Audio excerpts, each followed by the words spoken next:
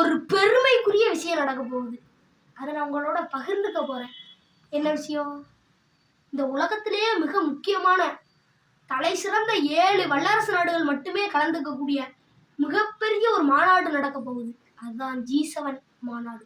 இந்த மாநாடுல America, Japan, German அப்படின்னு இதை போன்ற ஒரு 7 வல்லரசு நாடுகள் கலந்துக்க போகுது. அதுலேயும் ஒரு முக்கியமான விஷயம், நம்ம இந்தியாவுக்கு கனடா நேரடி அழைப்பு கொடுத்துருக்காங்க. மோடி ஐயா, நீங்க கண்டிப்பா இந்த மாநாட்டுக்கு வரணும்னு.